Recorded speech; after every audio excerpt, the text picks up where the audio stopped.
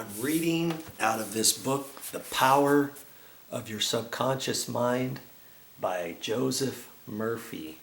This is one powerful book I think you need to get.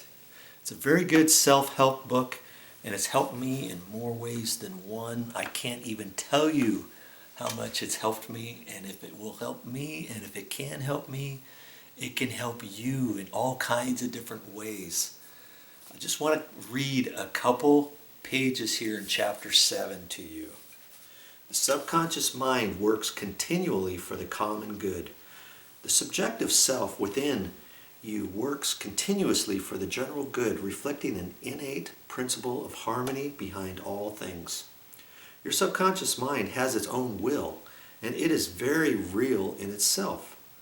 It functions night and day, whether you will it or not. It is the builder of your body, but you cannot see, hear, or feel it building. All this is a silent process. Your subconscious has a life of its own that is always moving toward harmony, health, and peace. This is the divine norm within it, seeking expression through you at all times. How humans interfere with the innate principle of harmony. To think correctly, scientifically, we must know the truth. As the ancient saying puts it, ye shall know the truth, and the truth shall ye shall know the truth, and the truth shall set you free. To know the truth is to be in harmony with the infinite intelligence and power of your subconscious mind, which is always moving lifeward. Every thought or action that is not harmonious, whether through ignorance or design, will result in discord and limitation of all kinds. Scientists inform us that you build a new body every 11 months. So from a physical standpoint, you are really only 11 months old.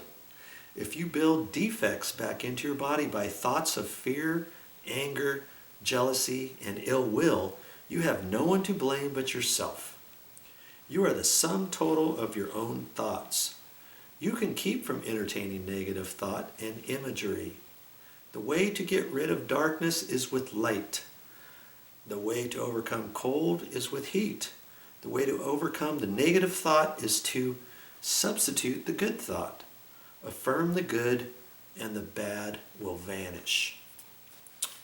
Why it's normal to be healthy, vital, and strong.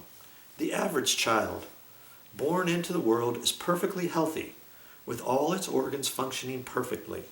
This is the normal state, and we should remain healthy, vital, and strong.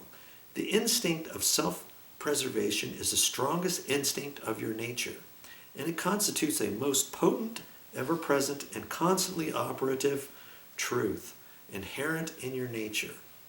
All your thoughts, ideas, and beliefs must operate with greater potentiality when they are in harmony with the innate life principle in you, which is forever seeking to preserve and protect you along all lines.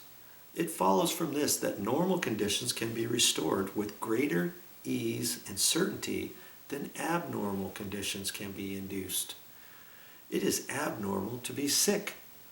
The condition of sickness simply means you are going against the stream of life and thinking negatively. The law of life is the law of growth. All nature testifies to the operation of this law by silently, constantly expressing itself in growth. Where there is growth in expression, there must be life.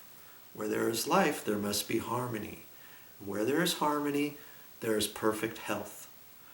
If your thought is in harmony with the creative principle of your subconscious mind, you are in tune with the innate principle of harmony. If you entertain thoughts that are not in accordance with the principle of harmony, these thoughts cling to you, harass you, worry you, and finally bring about a disease and, if persisted, possibly death. In the healing of disease, you must increase the inflow and distribution of the vital forces of your subconscious mind throughout your system. This can be done by eliminating thoughts of fear, worry, anxiety, jealousy, hatred, and every other destructive thought. These tend to tear down and destroy your nerves and glands, body tissue that controls the elimination of all waste material and keeps the organism in a state of purity. Wow. I wasn't sure that's what the functions of the subconscious can do. Your subconscious is so powerful. There's so much, probably 98% of all the people out there don't even can fathom how powerful their subconscious is. But if you get this book and read it, learn it, and change the way you think, you can change your life forever. Well, that's all I got for this time. But I'll be back with more videos.